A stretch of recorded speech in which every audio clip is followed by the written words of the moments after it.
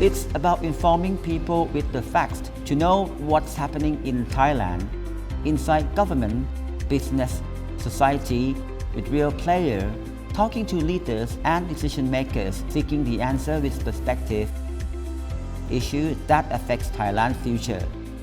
This is Thailand. This is the Insider Thailand.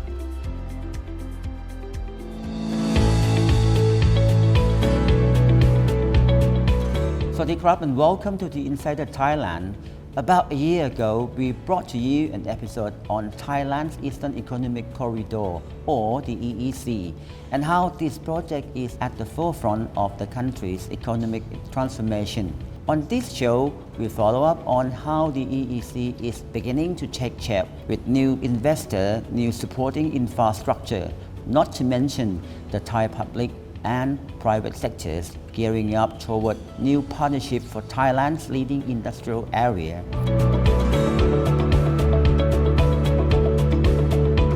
With China's Jack Ma recently coming to Thailand to announce a major investment in the EEC, we'll take a closer look into the detail of this project and how it is able to win the confidence of many global investors and innovators.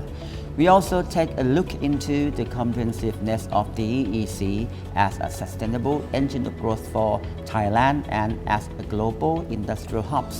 With me on this episode is the key person to inform us about its progress and readiness for the future, Dr. Kanit Sangsupan, Secretary General of the Eastern Economic Corridor Office.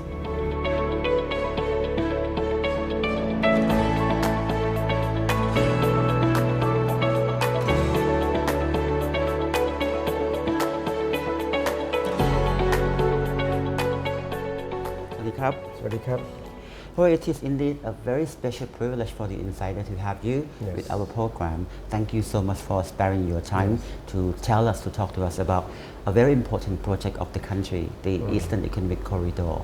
Yes, thank you very much for dropping by. Actually, we're looking forward to see you interview for some time. This is one of the programs that the most favorite so far. So please tell us about EEC, Eastern Economic Corridor, the development of EEC. Yes, EEC actually has covered in three dimensions. The first one is that after the government issues the policy of Thailand 4.0, so EEC is something to make that policy realistically happen in Thailand. So that's according to the government, so we try to make the new technologies, everything get down to the people and down to the local people and grassroots as much as possible. So that bring technology to Thailand. That's the EEC, the first part of EEC. The second part of EEC is that we try to be the gateway to Asia of Thailand. Anyway, the area of EEC, which is covered three provinces, Chachoengsao, Chonburi, and Rayong, has been the gateway for some time. But this time around, we try to expand the gateway into the new dimensions, into the new modern technologies, into the new deep sea port, into the new infrastructure development. So that's the second part of EEC. But actually, the gateway, as we discussed, it's not just only for EEC, for the Thai countries as a whole. More than that, it has been covered to many countries nearby.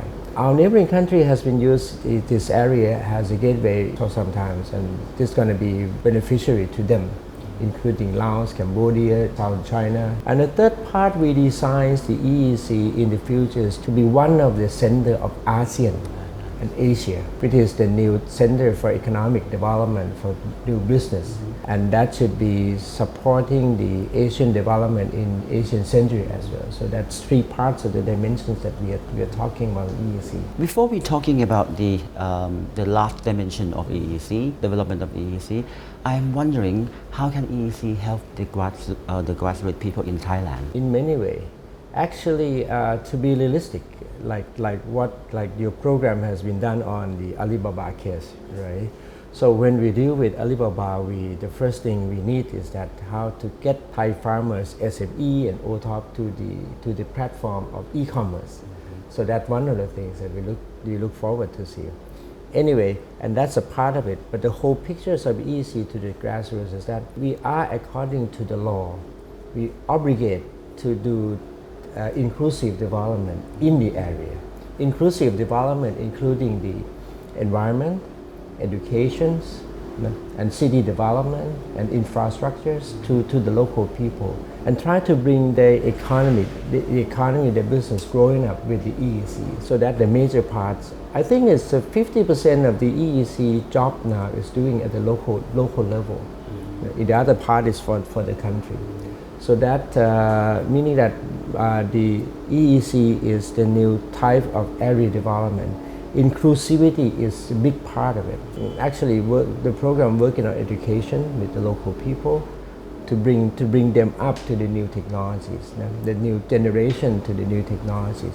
We also working with them to investing in the infrastructures, local infrastructures like clean waters, like trash management, those and this into the program as well.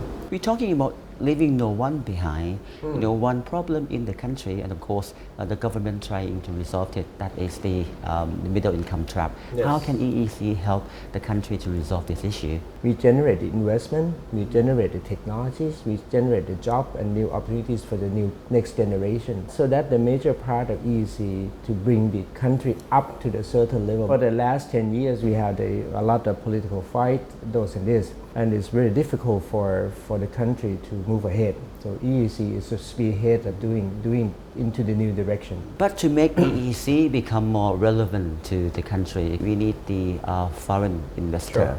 How can we attract the foreign investor to come to EEC? Yes, put in a big picture like this, we need investment, but we actually like to see domestic investment combined with the foreign investment at this stage. Now, Thailand has passed through many development times in the past. We are no longer depending on foreign investor alone. But anyway, for investor that we need at this stage, we need their technologies. We need their capabilities to steam up the Thai economy. You asked about what has been prepared for enticing foreign investment in. This government has been done quite a bit. I should say quite a bit, because this is the first time that we really focus on the new schemes of doing the foreign investment incentive. Last year, the government has been issued the new act of the Board of Investment, so that this one has been very more effective working solution to get promotion, to get incentive for the investor. The second things they did is that the government issues one of the key instruments we call Thailand Competitiveness Fund. Thailand Competitiveness Fund is used to be the fund that we need for some times in order to do negotiation with the big corporate. For those who want to do universities, for those who want to do the R&D, they need some special treatment. The BOI regular investment incentive is not sufficient now. It has been happened that if we want the first tiers of that research house, the great university to come in, you need the special incentive. The Thailand Competitive Fund will do that job. And that's been done by the government already last year, right? This year what happened is that we have the EEC Act. EEC Act is the first time in the country that we have the area development as an act. In order to make things stable and work for the future solution, so that we need the act to comply with the new change, to have many solutions come up in the act. For that, trees of the act I mentioned about has been sufficiently enough to draw foreign investment, as you said. For the EEC Act alone, we can promise to the foreign investor that first, we're going to have the institutional to governing the development in EEC. For example, we have to have the policy committee chaired by the Prime Minister, and it's contained with 14 ministers. They're going to have office, EEC office, to contain the development and continue to do whatever promised by the government. No matter what the government changes, the office and the policy committee will be there, so that to make sure that everything goes smoothly. Have all of this been put in place? Yes. The BOI Act finished last year. The Competitive Act finished last year, implemented now. The EEC Act has passed the Parliament, so hopefully within this month we can able to utilize them fully. Seems to me that we have been, arranged everything perfectly for the foreign investor. What have been the reaction from our foreign investor or from our friends? I think because we choose the area wisely this time. The area we choose is the Eastern Seaboard area before. It's a 30-year pass. So this area has been picked up and reshaped up again. As you said, the foreign investors do know this area very well. Then that's what you ask, who are the key investors? Last year, majority of the investment is from Japanese friends. Our friends has been invested there, Japanese friends. Why so? Because they already has the deep rooted of investment in here. There has been around at least 5,000 Japanese firms within EEC already. So last year they start to reinvesting in the area. Minister Seiko, Minister of METI of Japan came in and he pressed the concept so-called the connected industry. Connected industry meaning that to bring up the investment of Japan in Thailand to be the global standard, which has the IoT, which has the automation, to be able to link with the firms throughout of Japan throughout the world. So that investment from Japan come. Normally in that area, they already has the investment from Europe, from China. You're talking about BMW, you're talking about Mercedes-Benz, you're talking about Ducati. Those kind of company already expanded investment in the area. Last year alone, the requested for investment has been expanded by around 49% for the three provinces in EEC. So that they already came in a big way. And hopefully this year there will be more. Look at the development happened in Thailand. If I were the neighboring countries or the government of the neighboring country, I would have been concerned about Thailand would take everything from the region. Thailand would take everything from countries, from the neighboring countries. So what would be your explanation to them? What benefit that our friends would gain from the development in Thailand, in EEC in Thailand? I think that's a very good question. One of the things is that EEC has been starting from the concept of cooperation, not competitions. Cooperation for us means we accept all kind of investment from anywhere else, and hopefully they will bring the business link to our neighboring country. Come back to the in the case of Alibaba, what they're going to do is start to do the business and link to the neighboring countries, including logistics and everything in e-commerce. The second thing is that we have been checking. I went to Cambodia. I asked them whether what the EEC would be like. They're quite happy because most of the product they send to the world market. They use the Lam Chabang seaport. Logistics. They're depending on Thailand. So expansion of EEC as a gateway, we're going to help them to do that work. Not to mention Laos. Laos has a landlocked countries. The majority of their product, they come to Thailand. They come to Eastern Seaboard. So that expansions of the Eastern Seaboard or EEC today will be benefits to them. In the past, they know that Eastern Seaboard is good for them. So will the EEC. The other part that's been working with is the southern part of China. Kunming and Yunnan government has been closely worked with us in order to make the logistic link, and then we're going to send the product to them. They're going to send the product to here, to the EEC. Actually, mainly, the Chinese economy, they want to come to EEC in order to build their base of production here, the logistic here, those and this will be. So EEC by itself, in the very near future, there will be the will, as you said, to connect the logistic hub, to connect the regional economy into the same figure. EEC is created at the same time that the Belt and Road Initiative of China. What is the relation between EEC and BRI? That's quite an interesting question. It has been started almost at the same time. EEC has planned for the past 2 years. One Belt, One Road is about the same time. But anyway, if you look into the map, you will see that EEC actually integrated as a part of One Belt, One Road. One thing is that if you have the rail link from Kunming down to Thailand, the destination of the link is EEC. meaning that we are working with the link between Kunming and EEC closely. We will have the connectivity of infrastructures. We will have the connectivities of industrial estate combined. Some of the Thai investors will invest in China. Some of the Chinese investors in Kunming will come to invest in EEC as well. So that's the part of connectivity. At the end of the day, EEC is the gateway of Thailand, so that they will serve both Thailand and China. Thailand will have a chance to get through Chinese market from EEC to Kunming, and at the same time, Kunming aims to have EEC as a gateway of their product here. So that will be the key for our connectivity. Brilliant. It's a part of it. Brilliant. And so far, what has been the progress of EEC? Actually, when we start this program, we committed to the government, actually committed to the Prime Minister to do 5 things. The first one is to do the infrastructures, key infrastructures. The second one is to do the 10 target industry investment. As we discussed before, it has been achieved the target more than we expected. And the third part, we're talking about the tourist industry. The plan for tourist industry has been done so far, and the first investment in infrastructure for tourist industry has been made. And the fourth part is about the local community.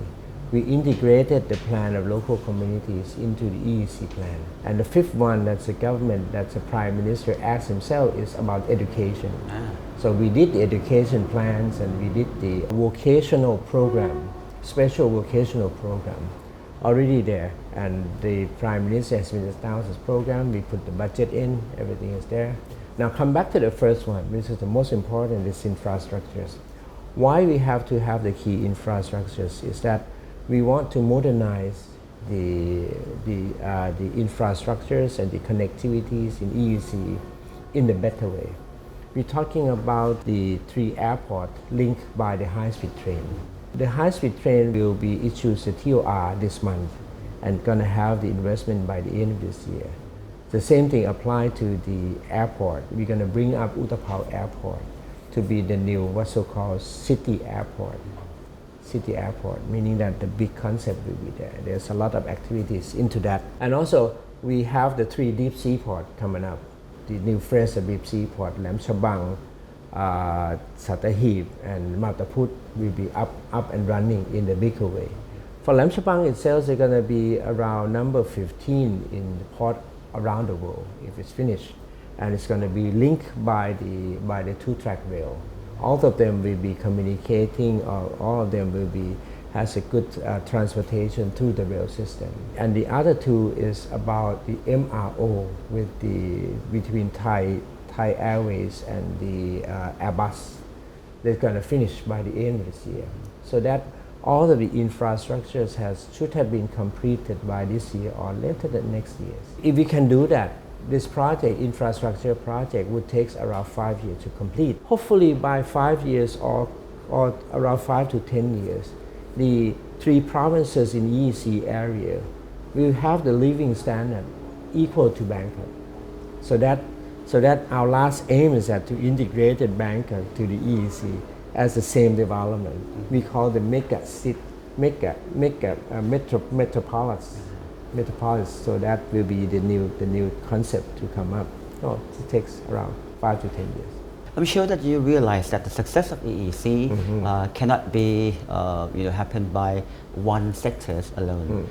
What about the cooperation from our society, our people in the countries? Yes, you're right. EEC is not of EEC office or even not of the government. It's of Thailand and of the Thai people. So we should think that way. Meaning that EEC has to depend mainly on the support from the Thai society, including the people in the local area.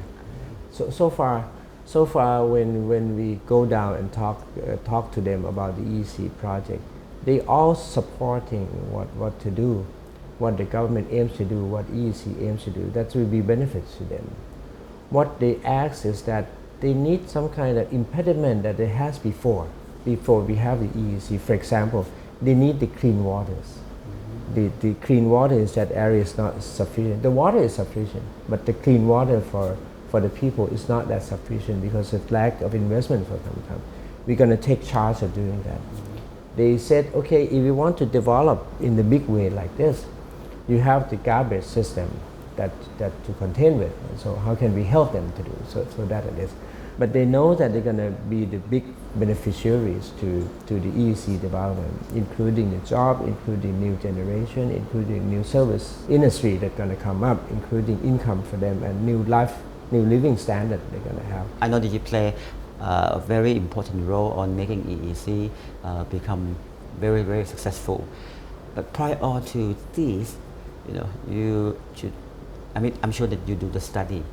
What were the expectations from the foreign investor about EEC? I think in terms of investment, selectively, for Japanese investors, they're already here for a long time. They continue to do investment, and when you have the EEC, they invest in a bigger way. The newcomer, like Chinese investor, they look forward to see the continuity of the program, meaning that if we can finish the laws of EEC, so they will come in a big way. We have to understand that the Chinese investor, they never come out of the country in the big way before. Exactly. This might be the first time. We're going to act as a good host, select a good investor here, right? And select and try to mobilize their force, blend with the force of Thailand to make things happen. Not much of the impediment for Thailand investment as from foreign countries. They're already here and they know the area very well. One last thing is that in this case, we need Thailand investor. It's not like the old day that we adopt only foreign investor come, right? Now Thai people, Thai corporate has money, has talent as well. So how can we blend them together to do the good development for the country's sake, for the regional sake? And how can they be sure that EEC would provide everything to meet their expectation? I believe that's up to one or two things. One is that if we have the law, and we have to have committed to what we promised to them in terms of infrastructures. I hope that when the new government come in, they will committed to launch the EEC all along the way. So 5 to 10 years development is a long time. You might have to pass through one or two government in the future. So that means we have to commit, as the name of the country, to commit to the program that we set up. And we need a stable government to run the show. What have been your suggestion to the government in order to ensure the success of EEC? I believe that EEC is just a part of the whole program. We try to restructure the way we work in Thailand. As you know, it has been red tape and other thing else, right? EEC has been started doing that. Hopefully, I'm recommend to the government that use the EEC as the policy sandbox. Whatever has a good corrections here can be able to implement at a national level. So that should be a good one. If we can reduce the impediment of our own law and regulation, our old way of working, so Thailand can grow quickly. Well, thank you very much for sharing very informative information about EEC. I'm sure that those who view our program today would have a lot of knowledge from EEC, from you about EEC. Thank you very much. Thank you.